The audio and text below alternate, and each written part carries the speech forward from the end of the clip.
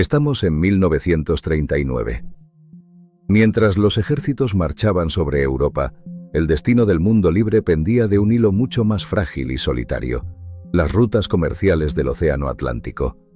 Fue la campaña más larga y desgarradora de la Segunda Guerra Mundial. Un enfrentamiento de 6 años entre la maquinaria industrial de los aliados y las letales manadas de lobos de la Alemania nazi. Si el Atlántico caía, Gran Bretaña se rendiría y no habría liberación para Europa. Hoy, en Historia del siglo XX, presentamos un recorrido visual completo por esta batalla titánica. Desde los primeros torpedos hasta la caza final de los submarinos. Bienvenidos al frente más implacable de la guerra.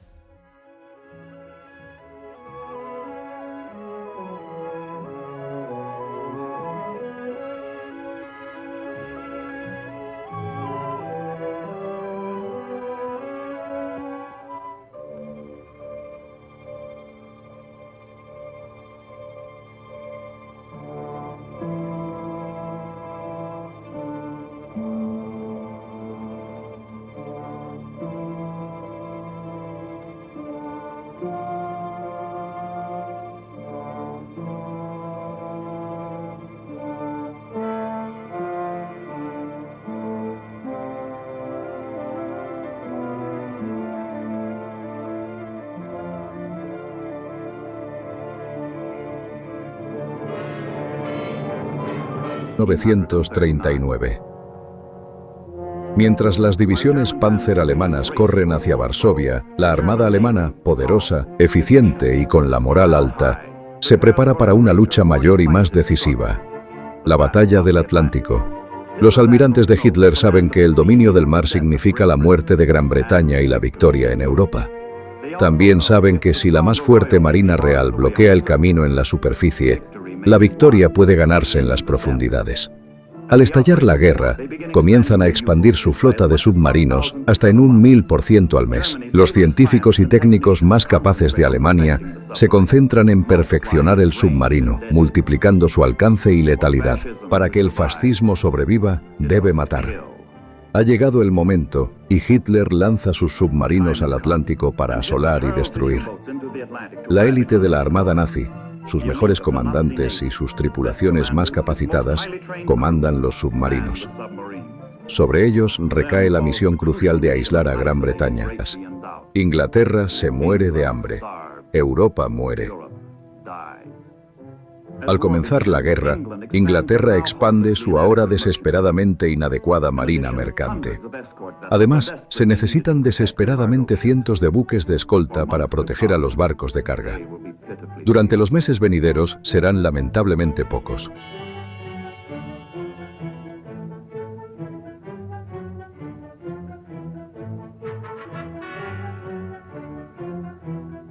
Pacientemente, con tenacidad, los ingleses construyen los barcos que tampoco figuran en las estadísticas de fuerza naval. Los barcos sin los cuales Inglaterra no puede vivir.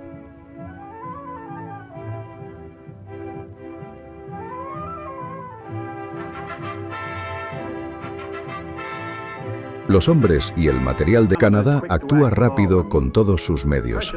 Bienes preciosos de sus granjas y arsenales son cargados a bordo de antiguos barcos mercantes mal armados.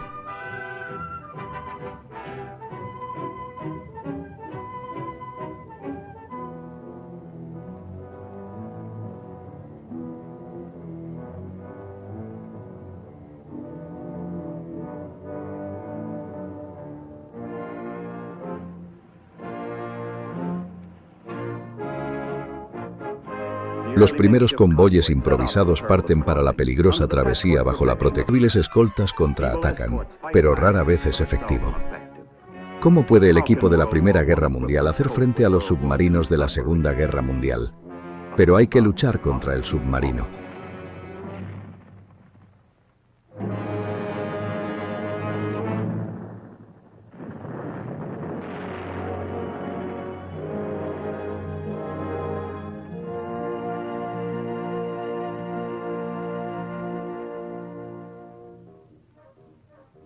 Si la guerra en el mar es mortal, la guerra en tierra parece ficticia. La Sitzkrieg ha comenzado, librada con globos de propaganda y folletos, eslóganes y serenatas.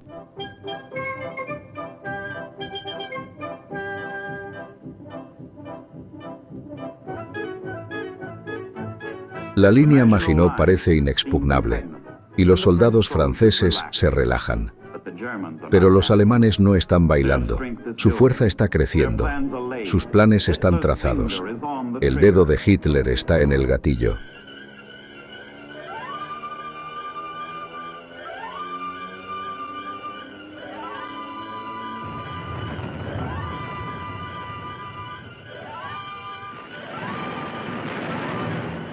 Holanda es aplastada.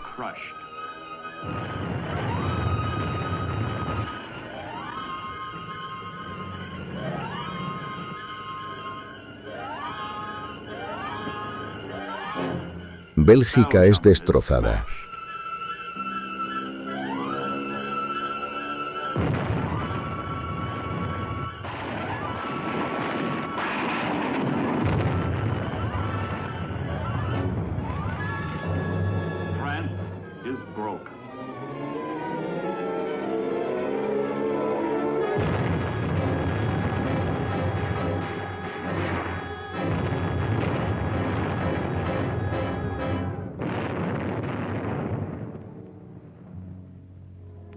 Dunkerque. ¿Qué hombre puede saber que este es el preludio de la hora más gloriosa de Inglaterra? El poder marítimo de Gran Bretaña rescata al ejército británico, pero al costo de abandonar todo su equipo y todos sus suministros. Los británicos quedan despojados de su armadura, sus armas arrebatadas de sus manos.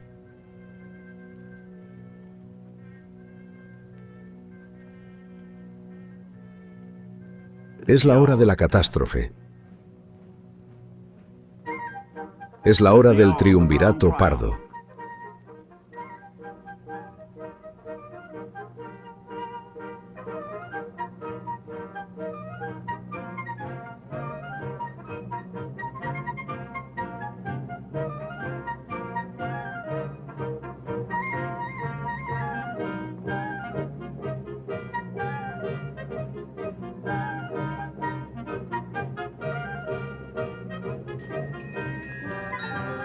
Esto conduce al bosque de Compiègne.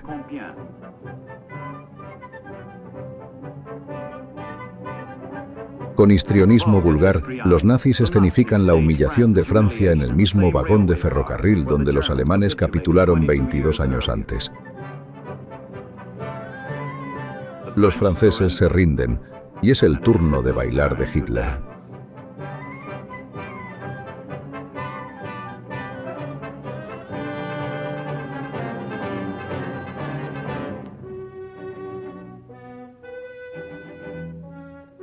La conquista termina en el Canal de la Mancha, donde el poder marítimo bloquea el camino. Sin embargo, con los puertos franceses en manos alemanas, el poder de ataque de los nazis crece enormemente. El enemigo se mueve a nuevas y poderosas posiciones que amenazan las mismas costas de Inglaterra. Ahora las bases de submarinos están a solo una noche de navegación de las rutas marítimas que sostienen la vida de Inglaterra.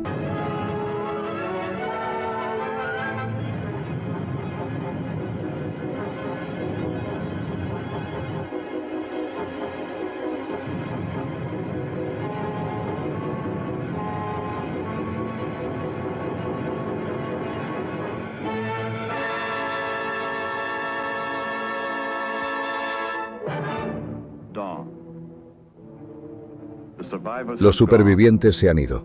Los asesinos han huido. Unos pocos rastros aleatorios en el mar indiferente muestran que un convoy ha pasado. Un submarino ha atacado.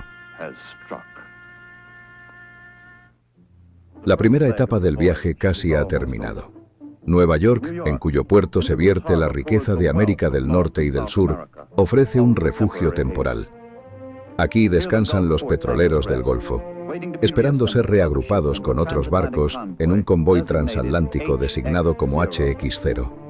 Los barcos llenan sus bodegas vacías con la carga que espera, abarrotándolas hasta el punto de reventar. Llevar estos suministros a su destino a salvo será un factor dominante durante toda la guerra. De esto trata la batalla del Atlántico.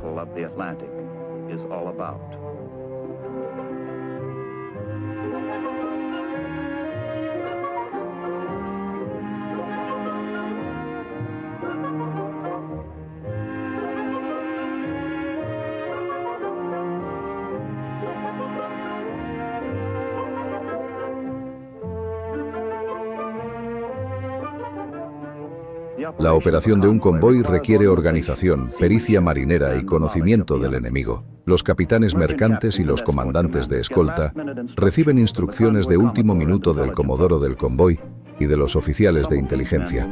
Algunos de estos hombres no sobrevivirán a la dura prueba que tienen por delante. Para todos ellos hay solo un paso, o dos, desde la mesa de conferencias hasta la batalla. Una batalla que comenzará tan pronto como sus barcos se hagan a la mar.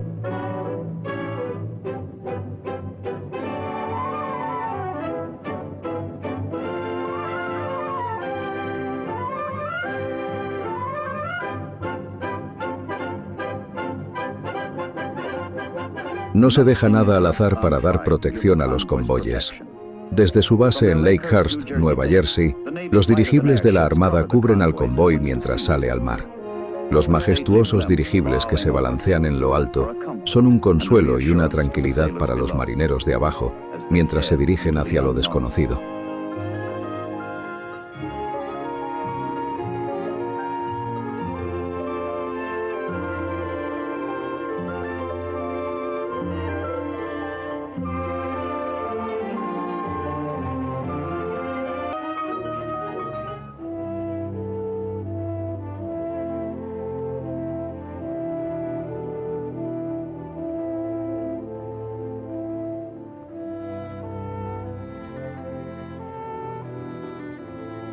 Los 50 o 60 barcos del convoy, dispersos a lo largo de 30 millas de océano, deben mantenerse bajo un control constante y coordinado. El rumbo zigzaguea para desconcertar a los submarinos, y una navegación precisa mantiene a todos los barcos moviéndose al unísono, según un horario y patrón preestablecidos. Mientras tanto, las escoltas actúan como perros guardianes, con la ayuda de todos los intrincados nuevos dispositivos que la ciencia ha añadido a la guerra en el mar. Pero todavía no hay suficientes de ellos, lo que deja agujeros peligrosos en el anillo de protección alrededor del convoy.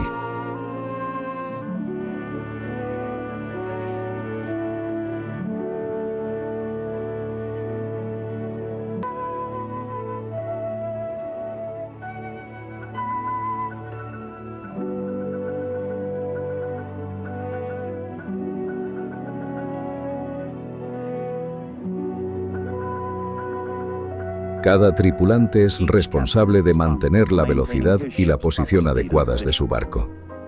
La tensión de mantener el puesto nunca cesa. El barco que se queda rezagado está condenado. Pero para los marineros fuera de servicio, la vida a bordo sigue un curso engañosamente normal, hasta que llega su turno de entrar en guardia de nuevo.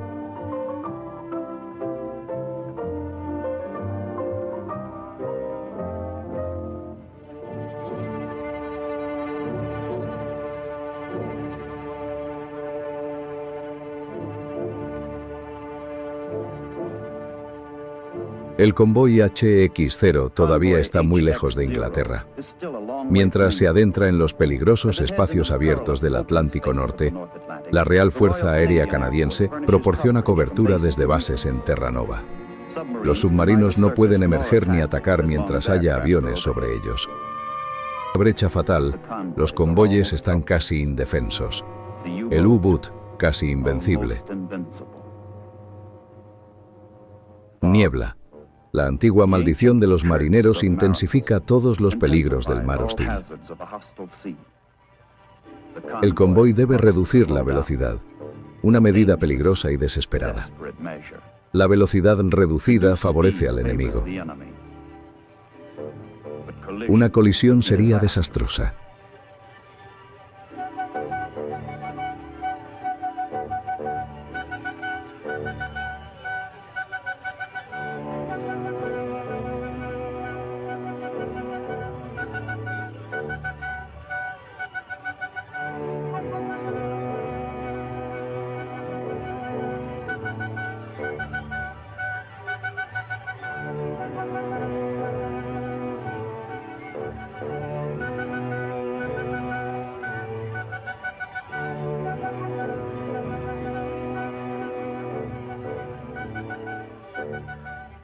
Los hombres del convoy, con los nervios a flor de piel y cansados hasta el punto del agotamiento, fuerzan la vista, sus cerebros y su fe. Pero es en vano.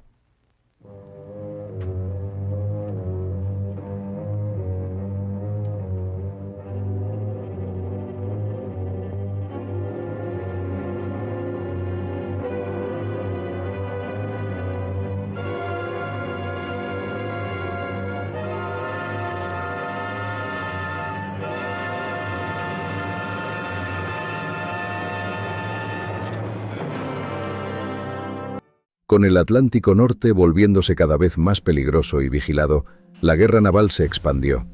El océano es inmenso, y la estrategia alemana consistía en golpear donde el enemigo fuera más débil.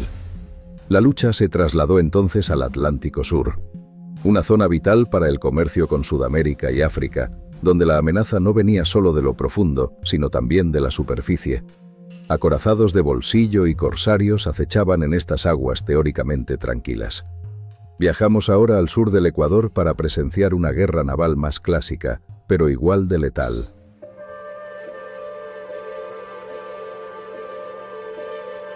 Bajo la Cruz del Sur, donde las majestuosas aguas separan los continentes de África y América del Sur, un submarino alemán mantiene una cita secreta. Con los suministros agotados tras semanas de acechar la navegación aliada, el U-Boot establece contacto con un submarino de suministro, una vaca lechera, de la que recibirá combustible, comida y municiones. Engordados y refrescados, los submarinos de combate tienen mayor alcance, atacan con más frecuencia y golpean más fuerte sin tener que regresar a la base. El Atlántico Sur es ahora un campo de batalla.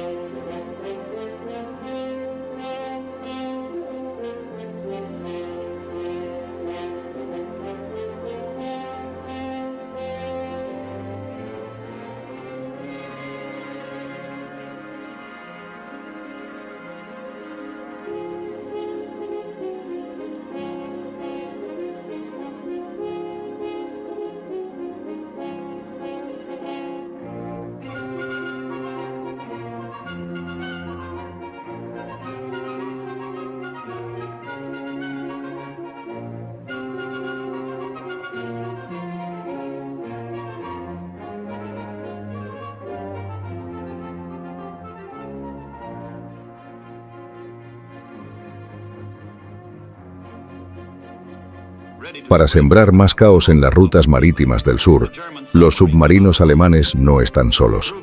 A través de estas aguas corre el único vínculo de Alemania con su socio oriental. El Imperio japonés envía sus submarinos a través del Atlántico Sur para demostrar a la bloqueada Alemania su lealtad a la causa común: el fascismo.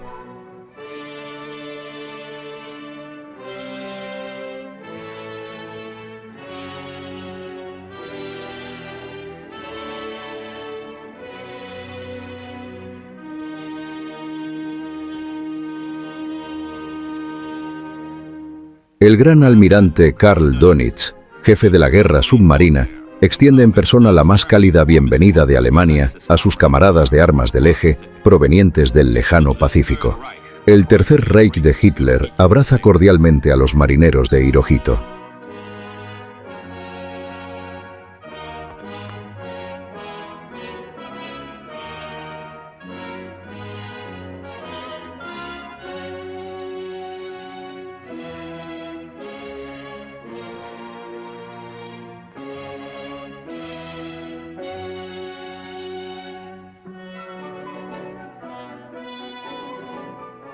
Para la armada alemana, la guerra ha llegado 5 años demasiado pronto. Los almirantes de Hitler han soñado durante mucho tiempo con una poderosa flota de superficie capaz de barrer a Gran Bretaña de los mares. Pero Adolf Hitler, impaciente por su guerra, no ha dado a sus almirantes tiempo para construir la armada que, 10 cruceros y 3 acorazados de bolsillo que son el orgullo de la flota.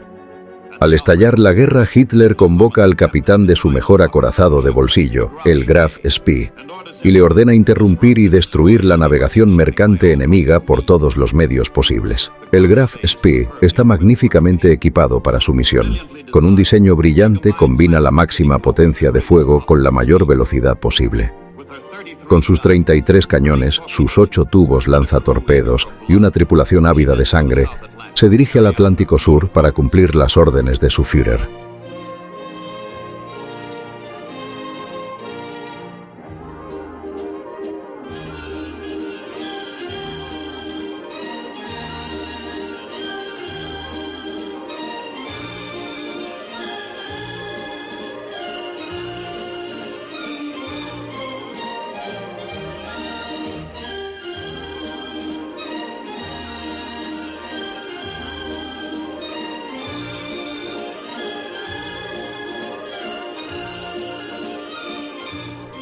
El crucero del Graf Spee es un éxito rotundo.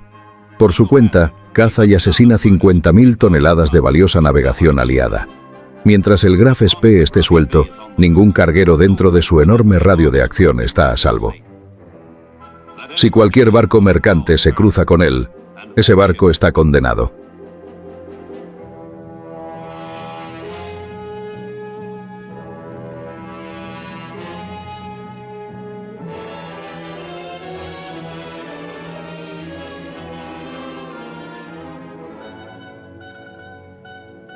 Se emite una advertencia de detención al indefenso carguero.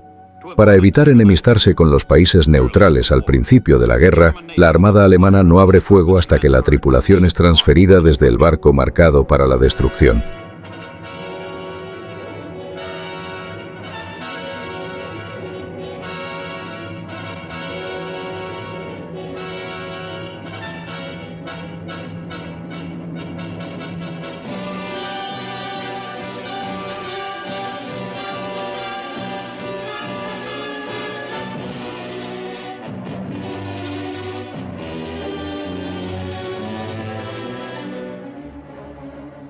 La amenaza del Graf Spee ensombrece todo el Atlántico Sur. Pero el cazador está siendo cazado. Los cruceros británicos Exeter, Ajax y Achilles, tras una búsqueda incesante, acorralan al acorazado de bolsillo.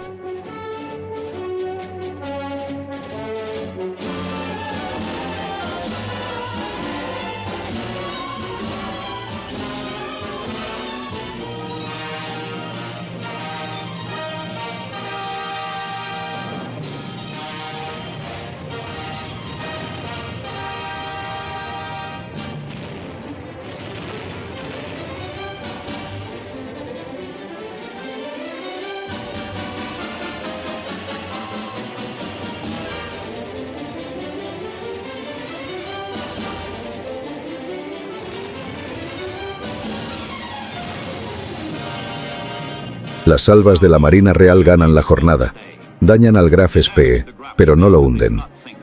El alemán huye en busca de refugio.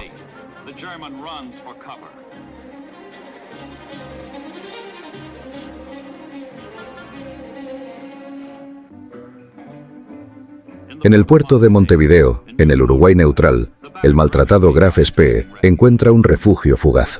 Pero se necesitan 2 semanas para las reparaciones, y las leyes internacionales de neutralidad dictan que solo puede permanecer 72 horas. Día y noche, los cruceros británicos patrullan fuera del puerto para evitar la huida del Graf Spee.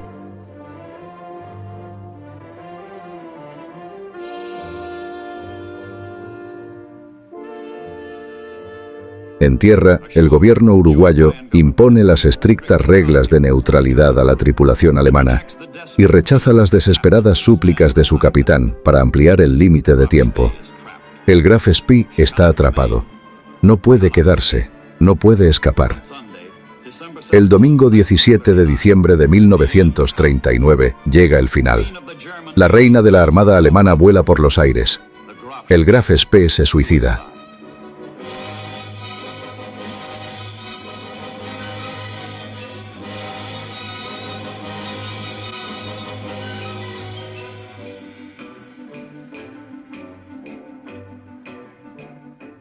Pero los barcos de guerra del Eje no son los únicos que amenazan al mundo libre por debajo del Trópico de Cáncer. Intereses alemanes, con sus propios periódicos y organizaciones comerciales, se alían con la patria. Los adornos totalitarios del fascismo alemán son adorados abiertamente en suelo sudamericano.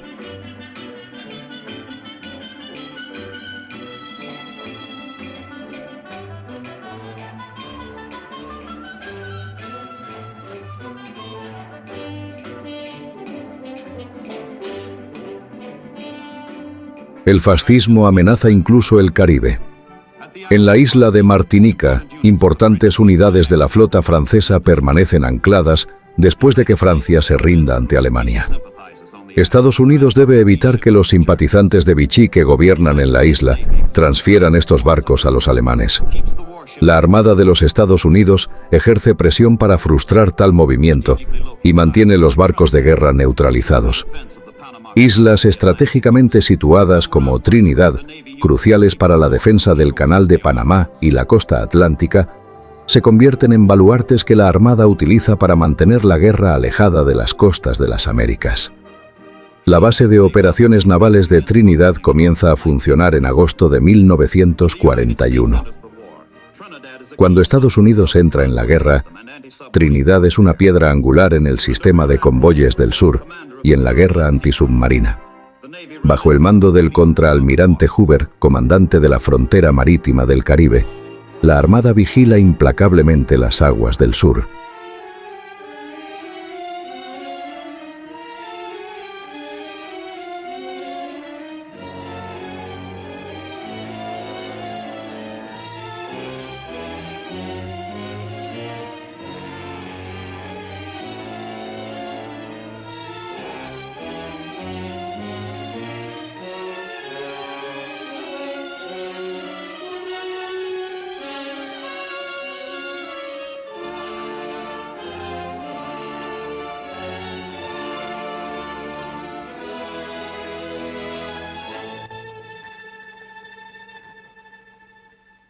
Hay otro tipo de asesino suelto bajo la Cruz del Sur. No es el U-Boot, ni un barco de guerra, sino un corsario alemán disfrazado de mercante, acechando a su presa mediante el sigilo y el fraude. Sus víctimas lo confunden con un carguero inocente, pero se trata del Atlantis, un asolador que golpea de repente desde una emboscada, mostrando sus verdaderos colores solo cuando está listo para matar.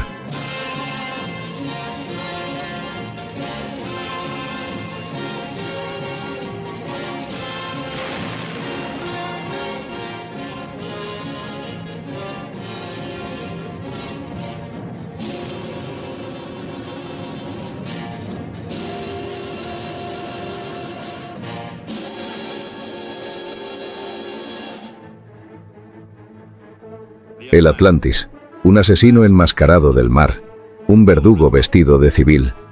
Ya ha masacrado 20 barcos, pero merodea en busca de más.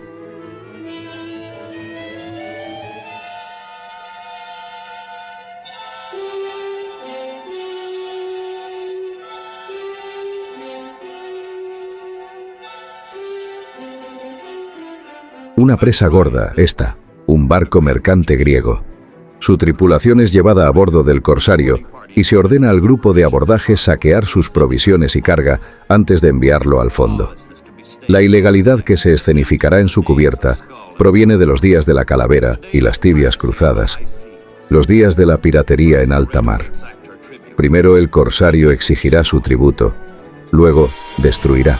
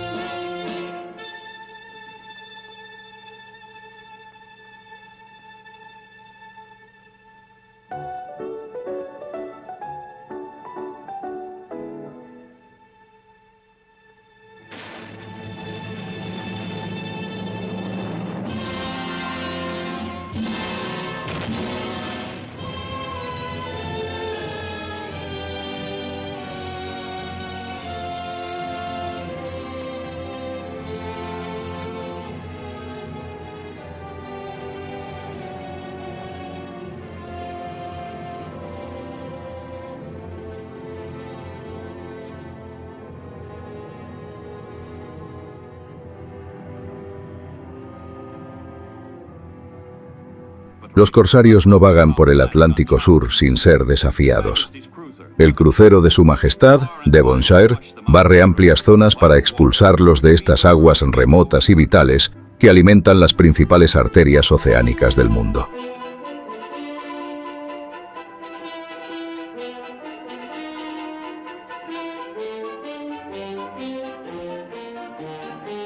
Desde el avión de observación llega el informe de un barco no identificado en la zona, y el Devonshire cambia de rumbo y velocidad para investigar. ¿Es amigo o enemigo? El Devonshire debe asegurarse antes de abrir fuego. El barco desconocido maniobra de forma sospechosa y el crucero se pone en alerta para la acción.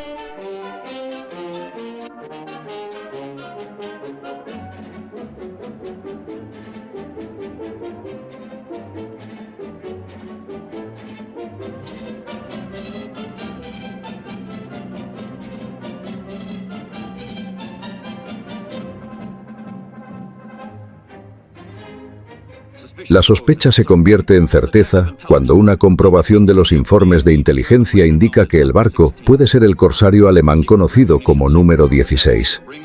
Las señales de reconocimiento secretas del Devonshire solo reciben una respuesta evasiva del barco misterioso.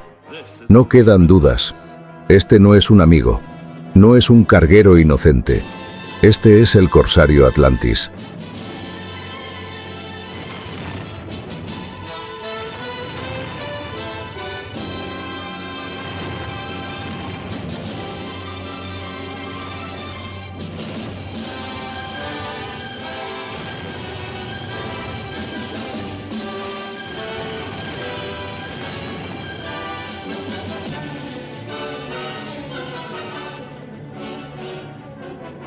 Fin del Atlantis. Muerte de un corsario.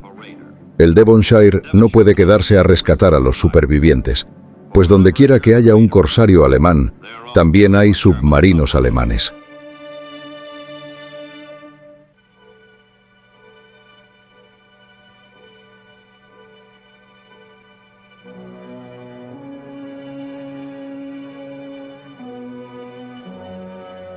Con la esperanza de combatir, pero llegando demasiado tarde para atrapar al cauteloso Devonshire, el U-Boot se encuentra ante una misión muy diferente: el rescate en el mar.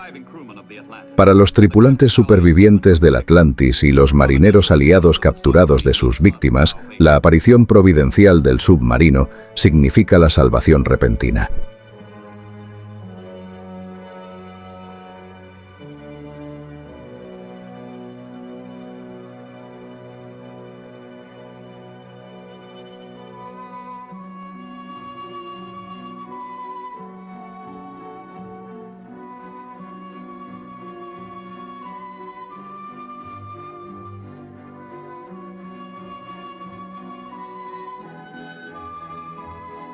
Con botes salvavidas a remolque, el submarino se dirige hacia una cita con un barco de suministro que llevará a los supervivientes a tierra.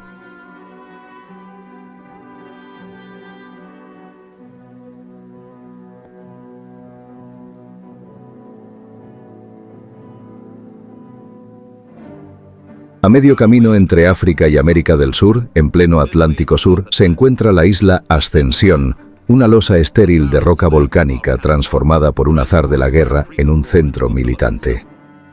Ingenieros estadounidenses transformaron esta aislada posesión inglesa en un nido de avispas para el enemigo y un refugio para los amigos.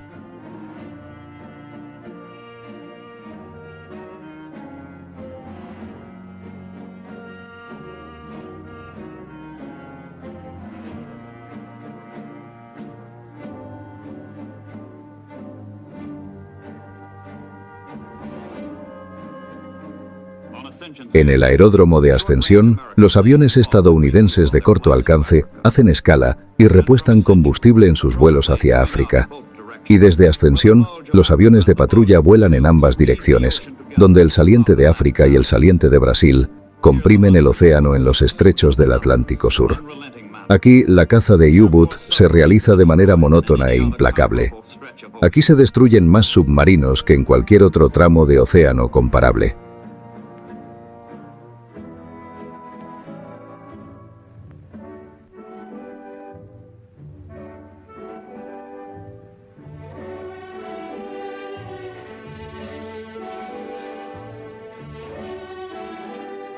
En Brasil hay un dicho, Deus é brasileiro, Dios es brasileño, porque ha favorecido la tierra de forma tan generosa.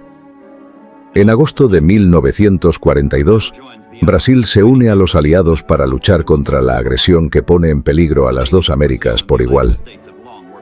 Las armadas de Brasil y los Estados Unidos han trabajado juntas durante mucho tiempo.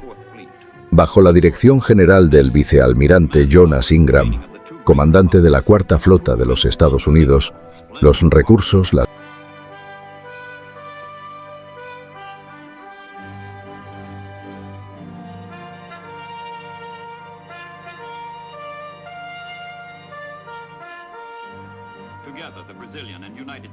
el Atlántico Sur para el eje. El impacto del poder marítimo aquí se siente a lo lejos, en el desierto africano, donde 500 tanques Sherman escoltados con seguridad a través de los estrechos cambian el rumbo de la batalla en El Alamein. La victoria en el mar en el Atlántico Sur significa la victoria a través del mar en el norte de África.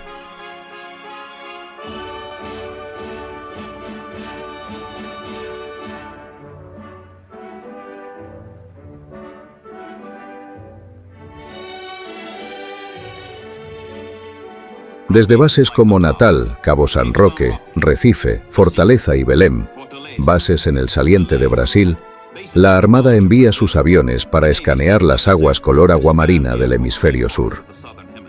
Los dirigibles son los primeros de su clase en cruzar el Ecuador.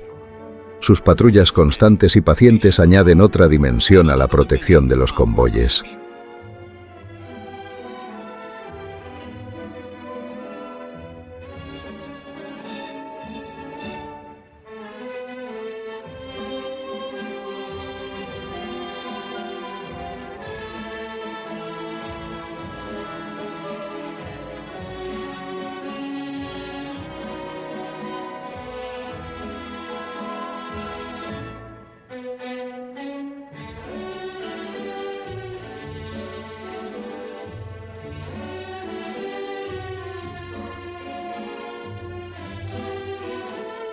El mar de Brasil y la tierra que es Brasil.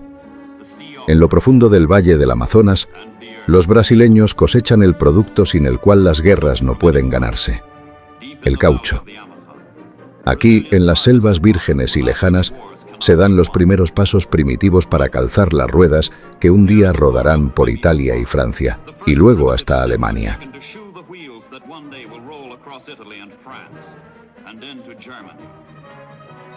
América del Norte es el arsenal de la democracia, pero América del Sur vierte su riqueza para mantener el arsenal abastecido.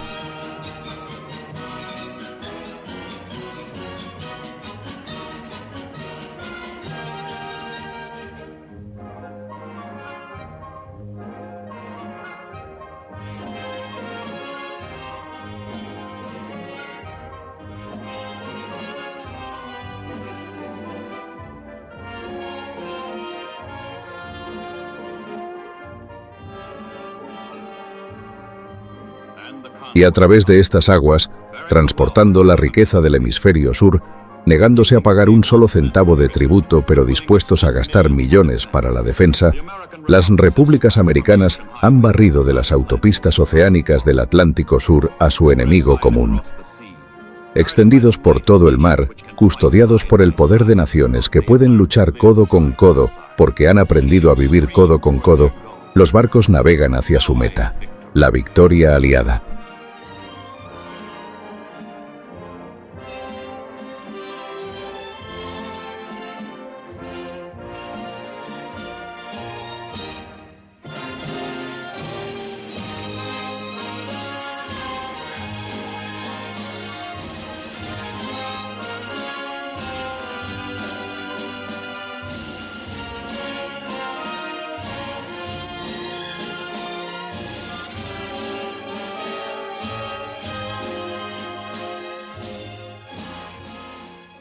Mientras en el sur se libraban duelos bajo el sol, en el extremo norte se abría la ruta más peligrosa de toda la guerra. Tras la invasión de la Unión Soviética, los aliados debían enviar suministros desesperadamente a través del Ártico. La llamada Ruta de Múrmansk no perdonaba errores. Los marineros se enfrentaban a la aviación alemana con base en Noruega, a los U-boats y a un tercer enemigo invencible, el hielo polar. De las aguas tropicales, pasamos ahora al infierno helado del norte.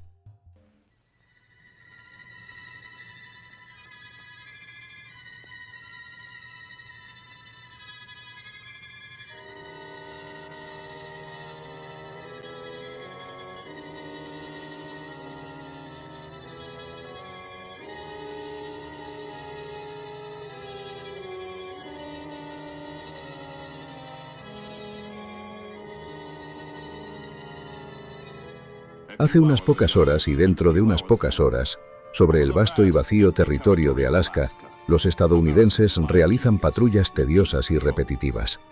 La guerra ha llegado a las tierras vírgenes. Desperdicio. El vacío del extremo norte.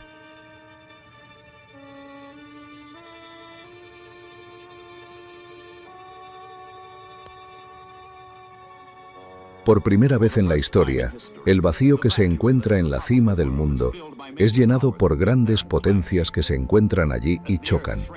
A medida que la circunferencia de la Tierra se encoge, también lo hacen las rutas que unen a los aliados. También lo hacen las vías por las cuales los enemigos atacan. Los vínculos deben mantenerse despejados. Las vías deben ser defendidas. Después de Dunkerque, mientras los ingleses resisten a raya reuniendo sus fuerzas, atacan hacia el norte. Bajo el mando de Lord Mountbatten, tropas de comandos de élite golpean posiciones costeras enemigas clave con incursiones rápidas y devastadoras, siguiendo la antigua tradición de la Marina Real, la tradición de Drake y Essex. En marzo de 1941, una fuerza de comandos se abre paso a través de las tortuosas aguas del Ártico para apuñalar las islas Lofoten, frente a la Noruega ocupada por los alemanes. Tanques de aceite de pescado, fábricas e instalaciones cruciales para la maquinaria de guerra enemiga son marcados para su destrucción. El credo de los comandos: planificar minuciosamente, atacar con audacia, retirarse con rapidez, una mezcla variada.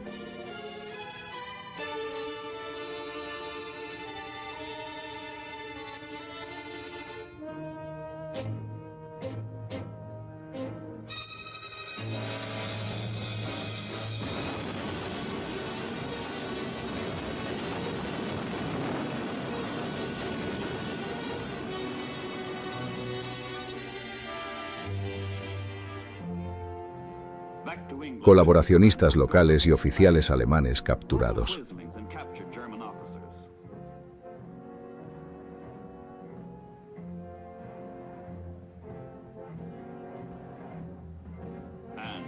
Los 350 patriotas noruegos dedicados a la causa de la democracia, la liberación de su país.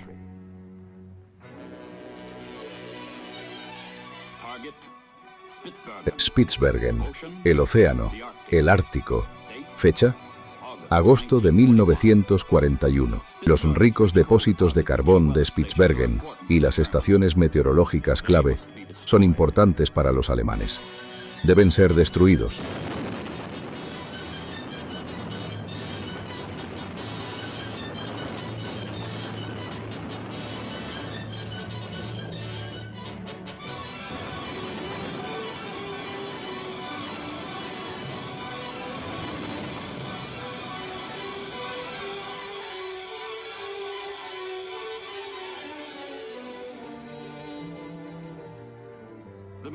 Aumento del alcance y la violencia. Una poderosa fuerza de comandos ataca la isla de Vågsøy en Noruega en diciembre de 1941. Para debilitar el control enemigo y reducir su poder sobre las rutas marítimas del Ártico, que conectan a Inglaterra y los Estados Unidos con la Rusia soviética. Ahora un aliado, pero Vågsøy está fuertemente fortificada y los obstinados defensores alemanes contraatacan.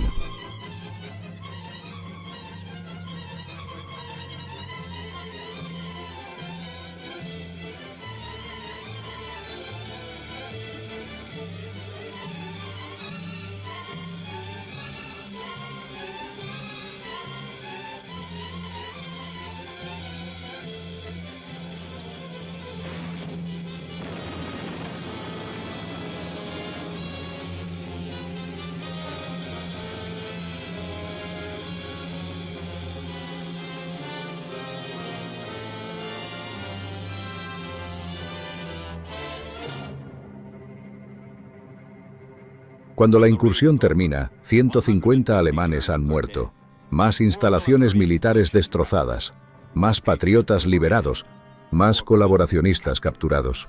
Y los comandos regresan a casa mientras sus compatriotas, junto con los estadounidenses, se determinan a llevar suministros a la desesperada Rusia. No importa el costo.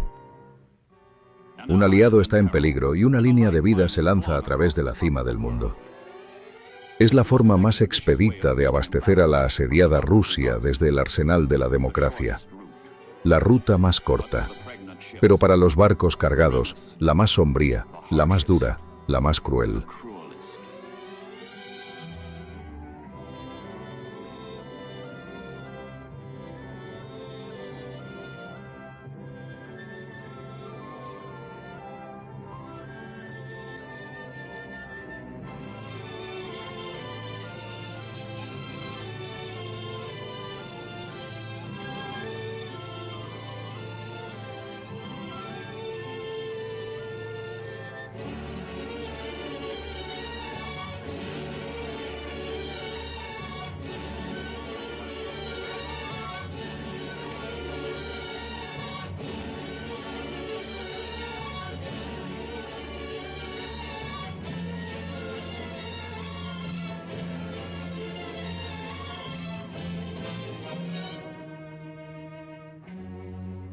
En las bases aéreas alemanas en Noruega y Finlandia, llegan informes detallados sobre los movimientos de los convoyes desde aviones de reconocimiento de largo alcance. Los nazis tienen un plan magníficamente efectivo para cambiar el color del Ártico de blanco a rojo. ¿Cómo? Matanza, matanza, matanza.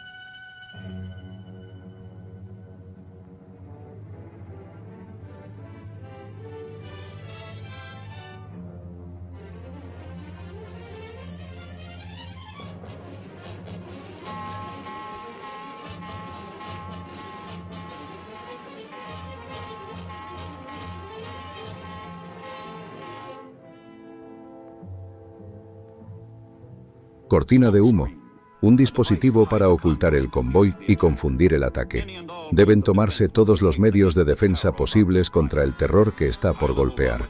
Bombarderos de gran altura y bombarderos de baja cota. Aviones torpederos y aviones de ametrallamiento, submarinos, todo el holocausto de la furia nazi.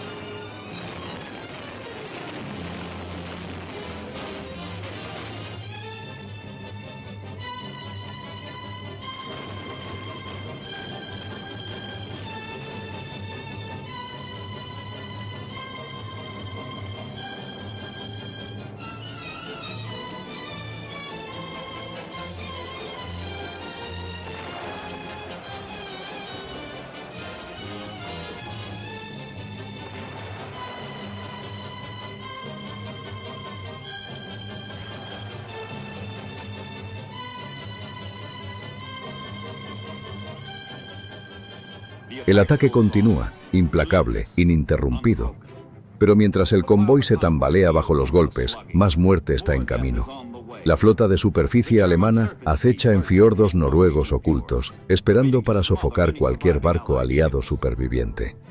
Los buques de guerra más poderosos de la armada alemana, el von Tirpitz, el Scharnhorst, el Scheer, el Prinz Eugen y el Lützow, Están listos para frustrar las líneas de suministro aliadas. Demasiado cautelosos para ser llevados a una batalla abierta, los barcos salen solo para ataques repentinos. Pero cuando lo hacen, la Real Fuerza Aérea los atrapa y aplasta a los alemanes, del mismo modo que los alemanes aplastan a los convoyes.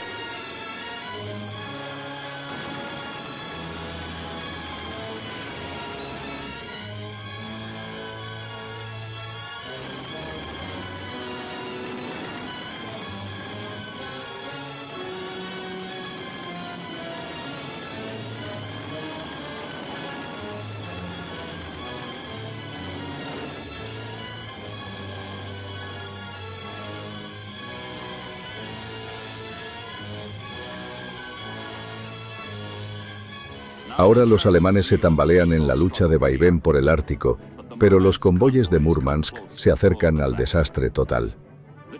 Los ataques alemanes continúan las 24 horas del día, continúan durante días seguidos.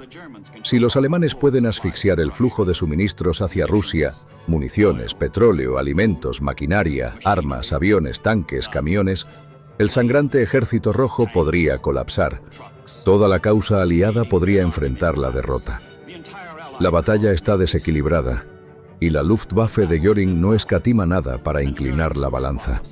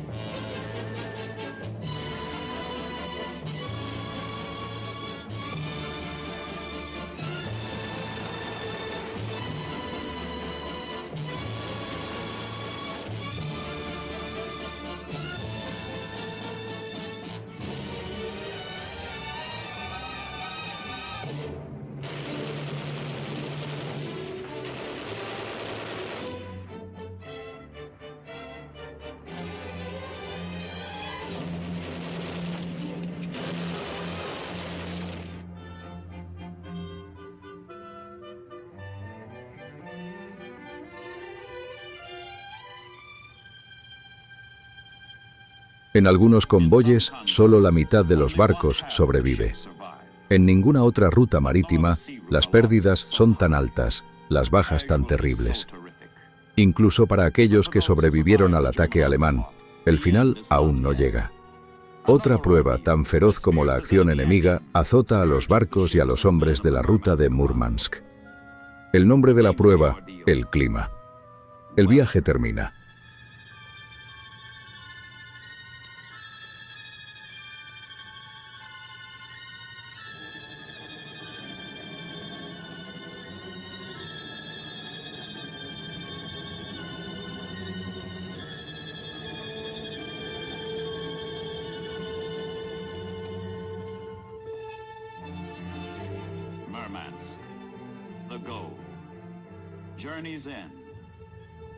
A través de su puerto libre de hielo, fluyen muchas miles de toneladas de suministros aliados que sostienen a un amigo cuya petición de ayuda nos hemos comprometido a responder.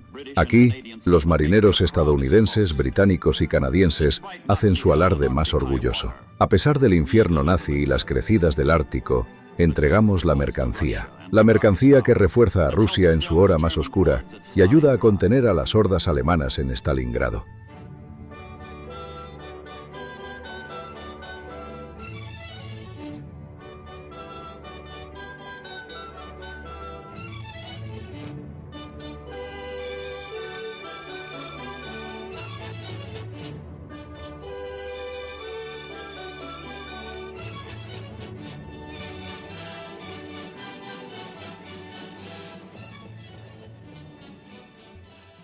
El sacrificio en el Ártico fue inmenso, pero para 1943 la marea de la guerra había cambiado.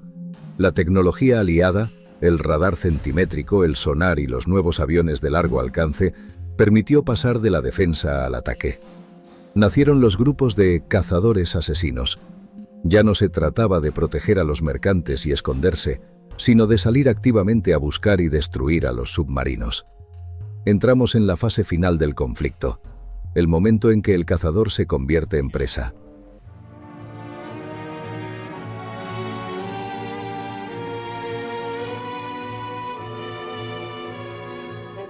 Los subacuáticos cosechan victoria tras victoria en la batalla del Atlántico.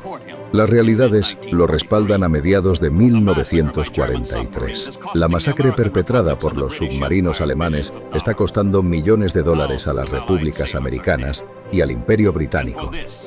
Miles de marineros aliados han muerto. Y por esto, Hitler honra a su alto mando naval.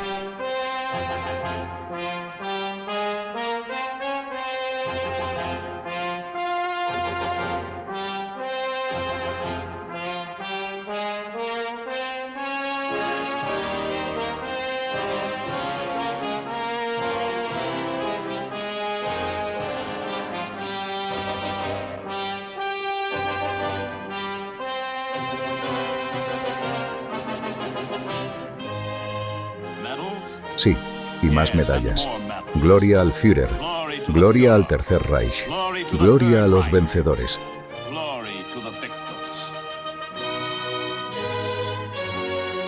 Hitler presiona su maquinaria de propaganda al máximo, exprimiendo cada gota de triunfo de cada victoria. A cada alemán se le dice que sus submarinos amenazan con el colapso de todo el esfuerzo bélico aliado.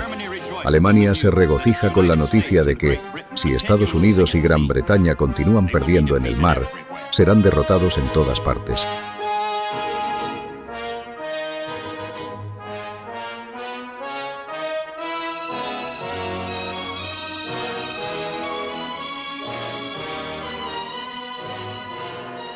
Hitler, cuyo orgullo ha sido su ejército, está ahora convencido de que los submarinos merecen la máxima prioridad en su economía de guerra. Submarinos más nuevos y mortíferos entran en producción masiva. Fábricas en toda Alemania y en la Europa ocupada fabrican piezas que son enviadas urgentemente a los astilleros para su ensamblaje final.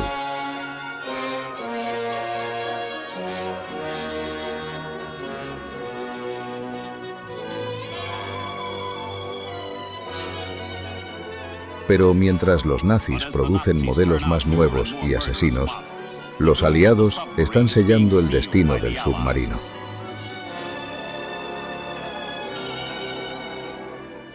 Para contrarrestar a los submarinos enemigos, se ha forjado un anillo de bases aéreas estratégicas.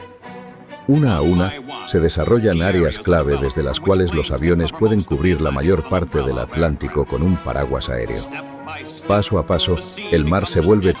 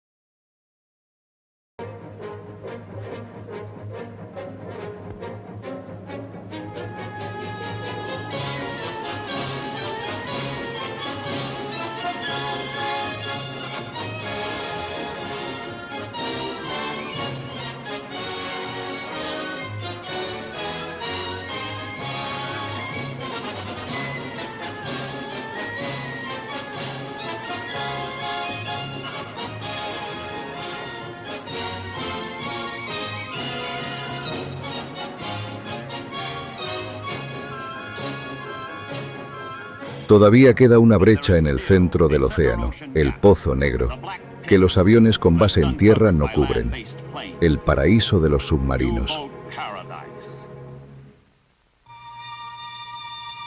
Pero las bombas aliadas no solo están sobre el Atlántico. Desde bases inglesas vuelan sobre Alemania, donde caen por millones, a pesar de la promesa contraria de Göring. Bombas sobre las fábricas donde se hacen las piezas de los submarinos. Bombas sobre los ferrocarriles que transportan las piezas. Bombas sobre los refugios donde se esconden los submarinos. Los submarinos están siendo destruidos antes de que puedan hacerse a la mar.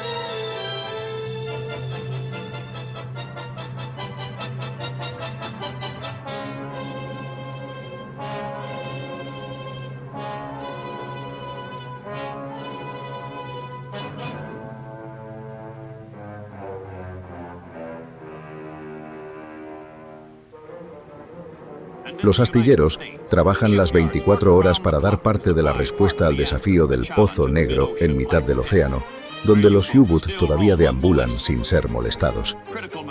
Materiales y suministros críticos se desvían para la construcción de una nueva clase de barco en la Armada de los Estados Unidos, designado oficialmente como C-1BE. Sus tripulaciones los llamarán portaaviones Jeep o mini portaaviones. Pero los portaaviones Jeep por sí solos no son suficientes. La Armada comienza a entrenar candidatos a piloto con aptitudes especiales y a construir los aviones para aquellos que pasan la rígida prueba. Los tres elementos del plan, construir los barcos, entrenar a los hombres y producir los aviones, progresan simultáneamente en un esfuerzo total destinado a aniquilar a los submarinos enemigos.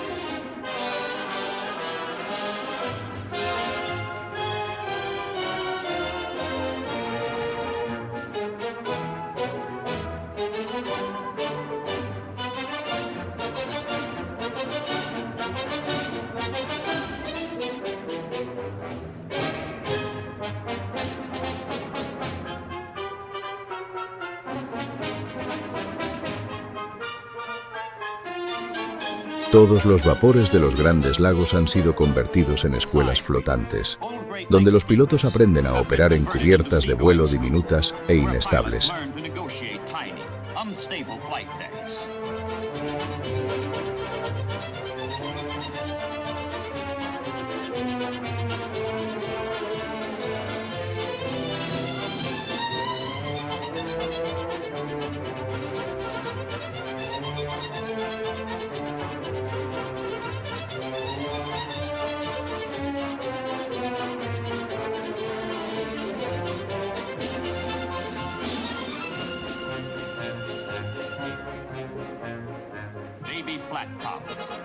Pequeños pero resistentes, se ha añadido una nueva dimensión a la protección de los convoyes.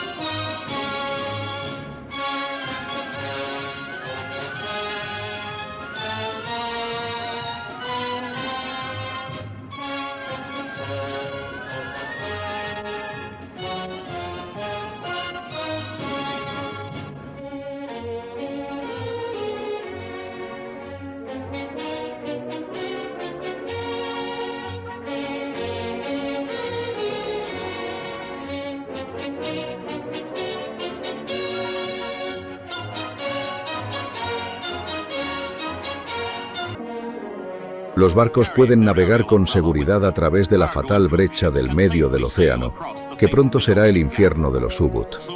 Ningún submarino enemigo puede salir a la superficie en ningún lugar del Atlántico, desde el Ártico hasta el Antártico, sin temor a la destrucción.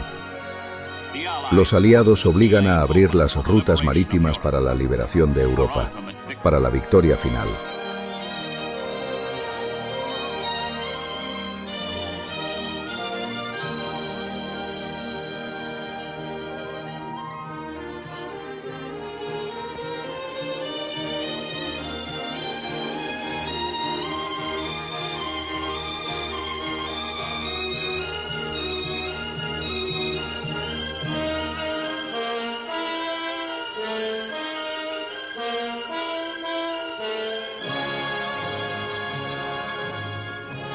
Los submarinos están siendo cazados en 100 frentes oceánicos.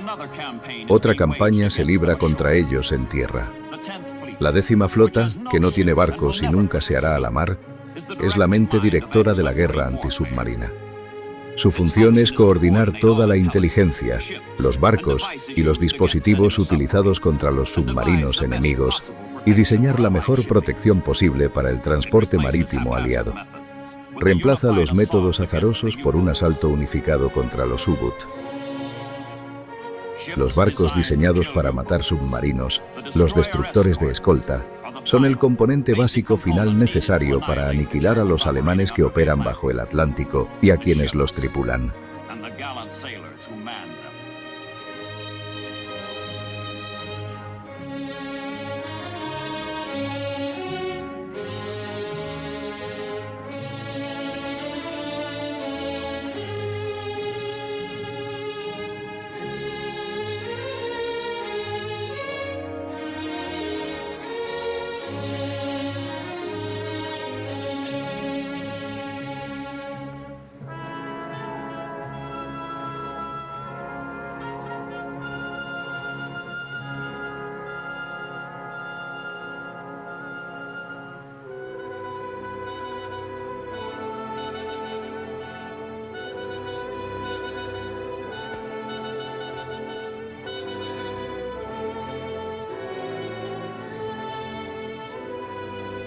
La muerte de muchos submarinos se trama en centros de investigación, donde se inventan y perfeccionan instrumentos extraordinarios para ayudar en la detección, la persecución y el combate.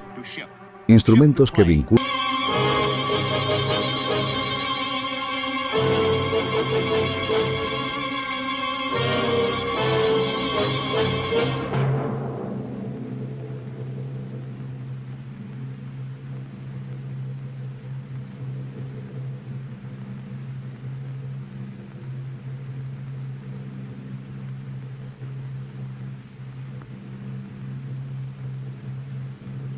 una herida fatal. El submarino debe morir abajo o luchar en la superficie.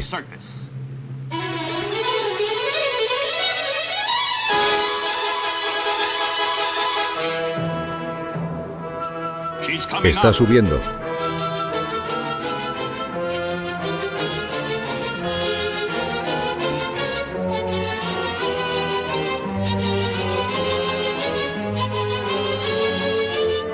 Armas de pequeño calibre disparan contra el submarino para evitar que la tripulación use su cañón de cubierta y obligarlos a abandonar su nave.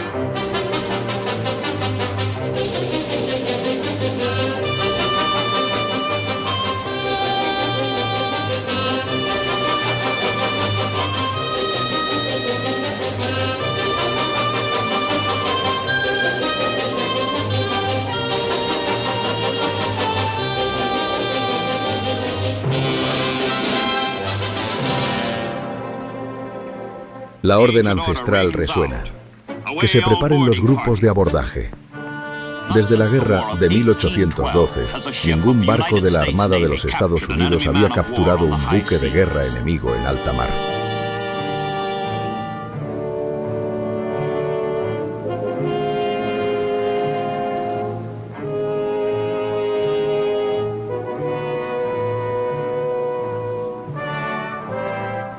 ...40 marineros alemanes son hechos prisioneros, incluido el capitán del U-505. Solo uno ha muerto.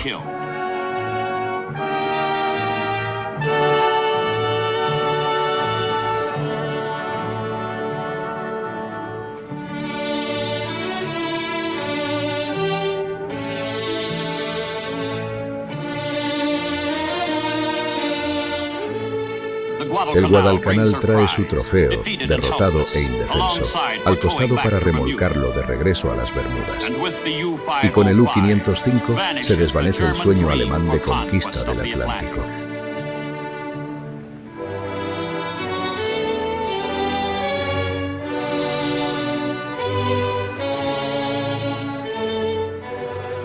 Antes de la rendición incondicional de Alemania, 866 submarinos del Eje yacen muertos en el fondo del océano.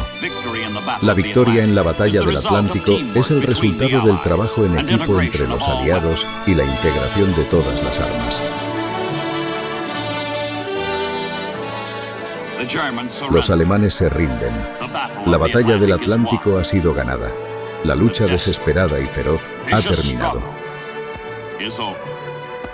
Para los aviadores y marineros aliados que han restaurado la libertad en los mares, todo el honor por hacer posible la victoria en la Segunda Guerra Mundial.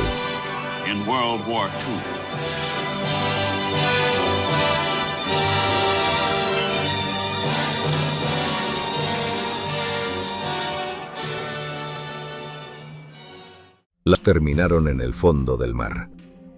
Los aliados perdieron aproximadamente 3.500 barcos mercantes y 175 buques de guerra. Pero fueron los civiles quienes mantuvieron la guerra en marcha pagando el precio más alto. El Reino Unido lloró a cerca de 32.000 marinos mercantes. Estados Unidos perdió a 9.500, mientras que otras naciones aliadas como Grecia y Holanda sumaron unas 30.000 muertes combinadas. El sacrificio de Noruega fue devastador. Su flota mercante, vital para el esfuerzo bélico, perdió el 50% de sus efectivos y a 3.700 hombres. Por su parte, Canadá protagonizó una hazaña logística. Comenzó la guerra con solo 13 barcos y la terminó poseyendo la cuarta armada más grande del mundo. Sus escoltas guiaron a más de 25.000 barcos mercantes a través del peligro, perdiendo a 1.600 de sus propios marinos en el proceso.